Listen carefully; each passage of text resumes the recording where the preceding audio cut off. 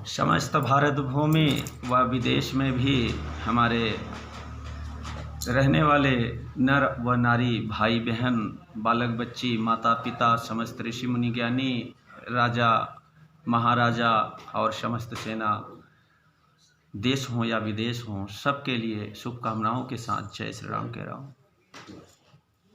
यह कठिन कलिकाल में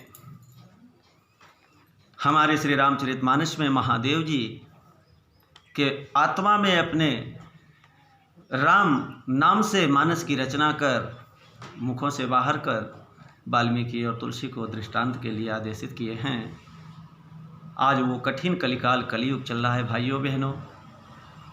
कलयुग में समस्त संसार में क्या होता है और आज वो फील्ड पे हो रहा है, देखने को मिल रहा है। जो लेख थे आज के न जाने कितने लाखों वर्ष पहले महादेव जी ने रचना किए थे और आज हम और आप वही प्रत्यक्ष देख रहे हैं, सुन रहे हैं। परत्रिय लंपट कपट सयाने क्या दिख रहा है भाइयों बहनों? परत्रिय लंपट कपट सयाने मोह दो ममता लपटाने तेई अभेद बादी ज्ञानी नर देखा मैं चरित्र कल जुग कर। हे भाइयों बहनों, काकभूषण जी महाराज गरुड़ जी से कहते हैं कि हे हरिवाहन, मैंने कलयुग का चरित्र कैसे देखा? क्योंकि अयोध्या में प्रभु जब आए और कलयुग जब आया अयोध्या में ही, तो मेरा एक बार कलयुग में भी जन्म हुआ था। तो कलयुग में क्या देखा? जो पराई स्त्री में आसक्त, कपट करने में चतुर, मोह द्रोह और ममता में लिपटे हुए हैं, वे ही मनुष्य अभेदवादी ब्रह्म और जीव को एक बताने वाले हैं, ज्ञानी हैं। मैंने इस कलयुग का चरित्र ऐसा देखा। ऐसा काकभूषण जी महाराज गरुड़ जी से कहते कि आप गए हे अरु तिनहु घालहि जे कहूँ सब मार्ग प्रतिपालहि। आप गए अरु तिनहु घालहि जे कहूँ सत मार्ग प्रतिपालहि। कल्प कल्प भरी एक एक नर का परहि जे दोसहि श्रुति कर तर का। हे भाइयों बहनों, क्या बता रहे हैं कि वे स्वयं तो नष्ट हुए ही रहते हैं, पर जो कहीं सतमार्ग प्रतिपालन करते हैं उनको भी वे नष्ट कर देते हैं। जो तर्क करके वेद की निंदा करते हैं, जो तर्क करके वेदों की निंदा करते हैं, वे लोग कल्प कल्प भर एक एक नरक में ही पड़े रहते हैं। कल्प का मतलब चारों युग यहाँ पृथ्वी पर, सत्ययुग, त्रेता, द्वापर, कलयुग बीतेगा, एक कल्प होता है, एक ही नरक में ही पड़े रहना पड़ता है भाइयों बहनों। वेद निंदा करने पर और जे बैरनाधम हो तेली कुम्हारा स्वप चक्रात को लकलबारा हो नारी मुई गृह संपत्ति नासे अमूढ़ मुड़ाई बने सन्यासी। हे भाइयों बहनों, जैसे देखिए एक माँ से 4 भाइयों का जन्म होता है। पहले जो जन्म लेंगे बड़ा, मझिला, सझिला और छोट। छोट भाई तीनों भाइयों के चरण पड़ते हैं। आदर्श है हमारे धर्म का, वेद का, पुराण का, शास्त्र का। उसी प्रकार हमारा छोटा भाई तेली, कुंभार, चंडाल, भील, कोल और कलवार, जो वर्णों में छोटे हैं, ये क्या करते हैं, कब इनको नीच कहते हैं कि इनकी स्त्री मर जाती है या इनके घर की संपत्ति नष्ट जब हो जाती है तो ये लोग मुड़ मुड़ाकर सन्यासी बनते हैं।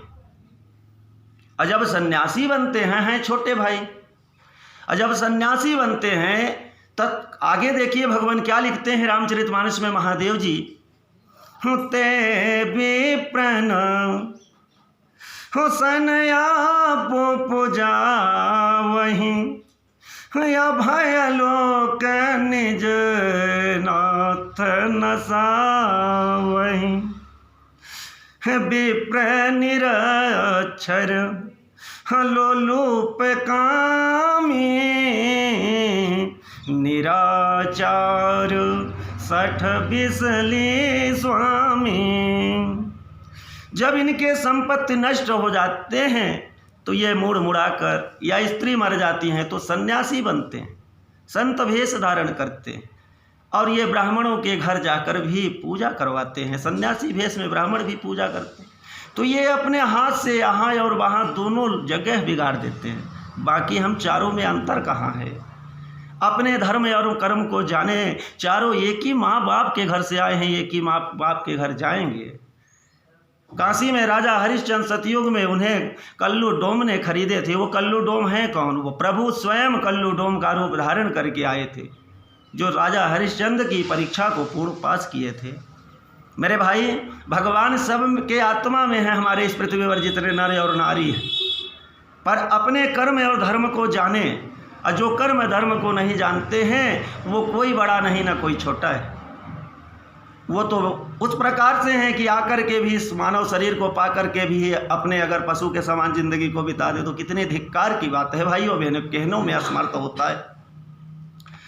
तो देखिए, वे अपने को ब्राह्मणों से पुजवाते हैं और अपने ही हाथों से दोनों लोगों को नष्ट करते हैं।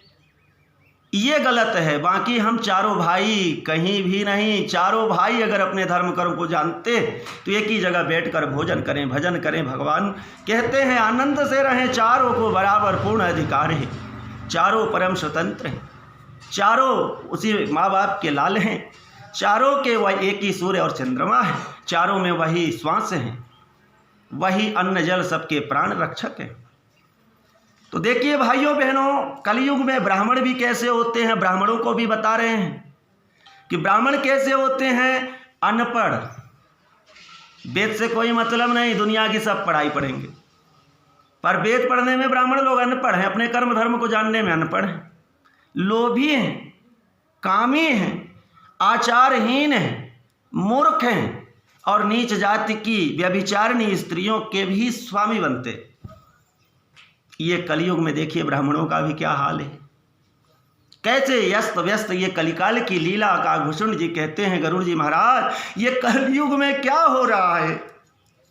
अब कलयुग में ऐसा होता है और जो ऐसा करते हैं वो एक एक कल्प एक एक नरक में पड़े रहते हैं। भाइयों बहनों, 88 लाख नरक कोटियां बनी हैं।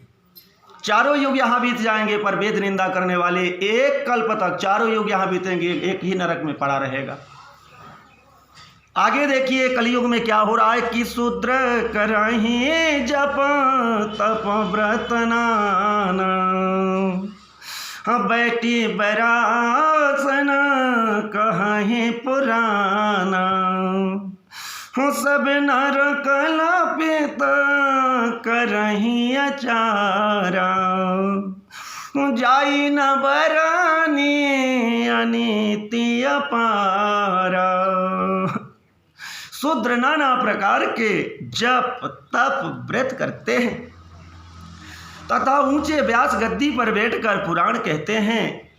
सब मनुष्य मन माना आचरण करते हैं, अपार अनीत का वर्णन ही नहीं किया जा सकता। हे काकभूषण जी महाराज, यह कलयुग का क्या चरित्र वर्णन ही नहीं किया जा सकता।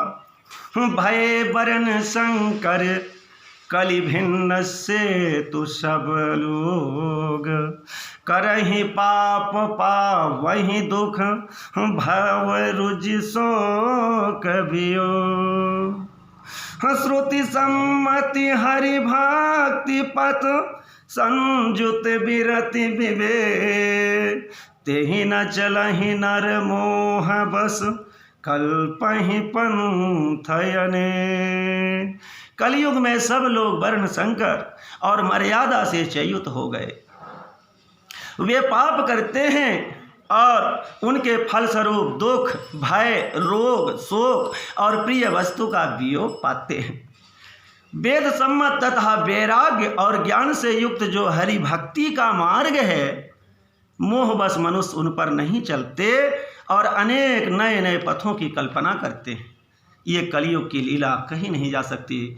भाइयों बहनों, न्यारी है, आप सबका कल्याण हो। आप सब वेद सम्मत को देखें, प्रभु श्री राम जी की आदर्श को माने और अपनाएं। वाणी विराम कर रहा हूँ। जय श्री राम।